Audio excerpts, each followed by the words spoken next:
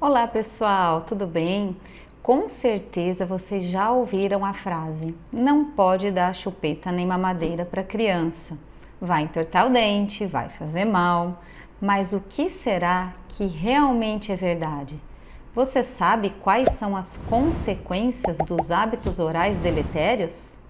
Vem comigo que eu te explico. Foca na dica, foca na fono e se você ainda não se inscreveu no nosso canal, aproveite e clique aqui.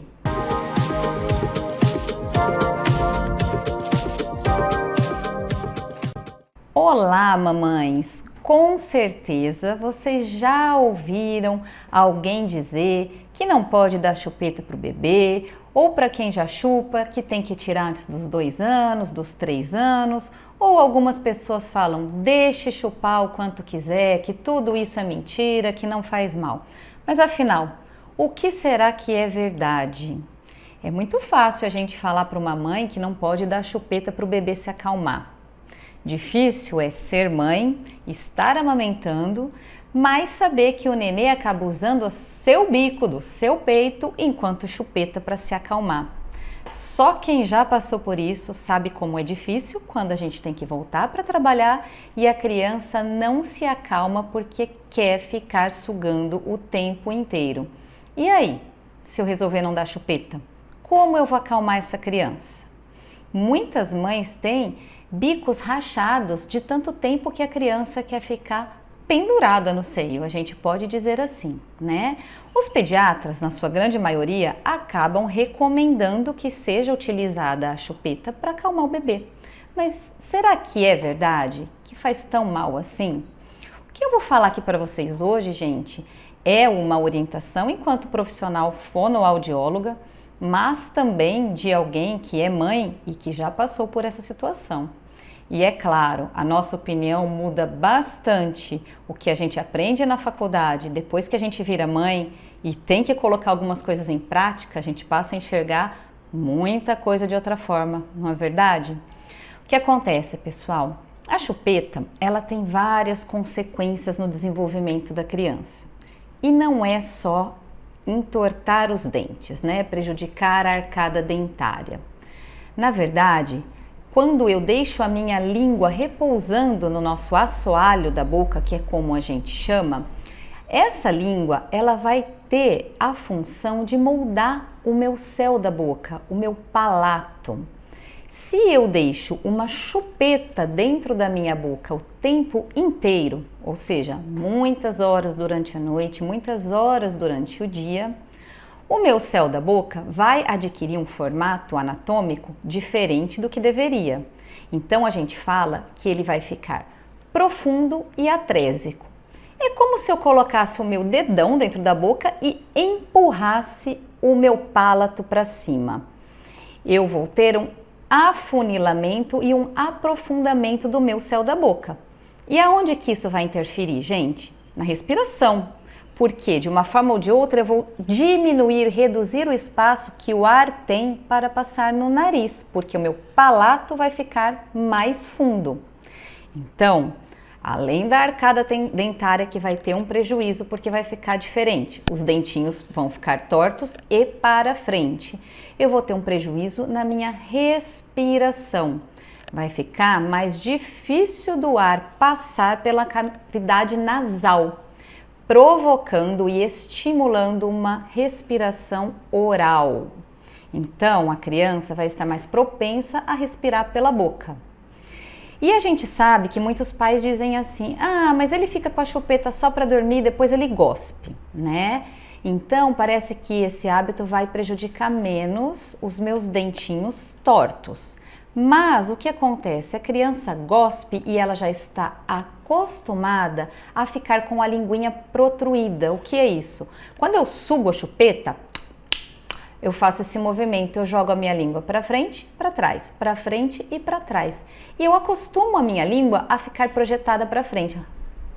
Então, quando a criança dorme e cospe a chupeta, a linguinha tende a ficar na posição para fora da boca, favorecendo, mais uma vez, a respiração oral. Então, a criança fica com a boquinha aberta a noite inteira, respirando por ela. O que acontece, gente? Aquele ar frio, aquele ar no meio da noite, entrando e saindo pela cavidade oral em contato direto com as amígdalas, pode provocar frequentes dores de garganta, frequentes infecções, inflamações na garganta. Então vamos lá, retomando. Dentes tortos, prejuízo na respiração nasal, favorecimento da respiração oral, noturna principalmente. Quando uma criança respira pela boca, a gente vai encontrar aí uma alteração de toda a face dela, que adquire um aspecto característico de rostinho cansado. Gente, eu vou fazer para vocês e com certeza vocês vão lembrar de alguém que tem esse semblante.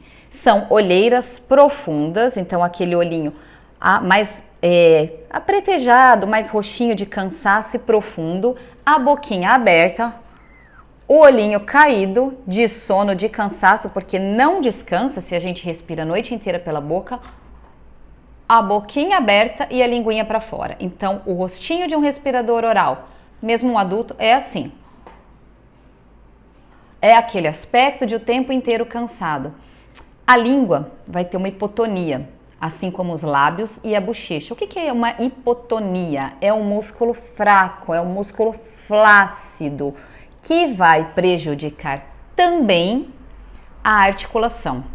Então, essa criança tende a trocar alguns fonemas, a falar errado, a apresentar uma distorção articulatória, porque ela não tem força suficiente nos meus órgãos fonoarticulatórios para produzir corretamente os sons, os fonemas.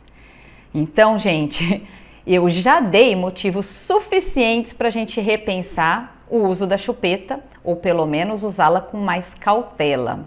Porém, vou mandar mais uma aí para vocês.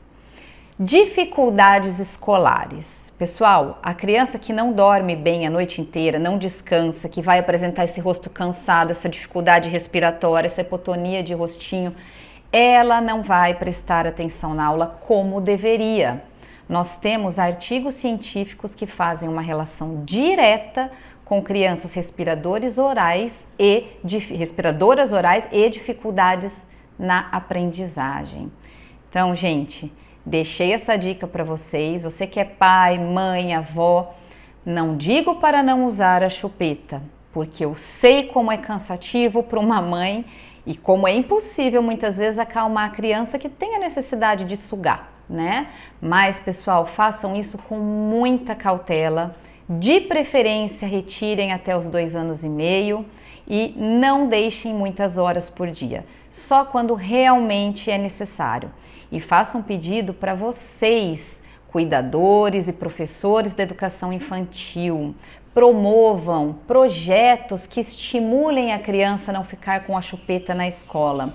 Nós vemos que existem projetos maravilhosos de educadores que já combinam com as crianças de chegarem e pendurarem a sua chupetinha, guardarem a sua chupeta, enfim, né?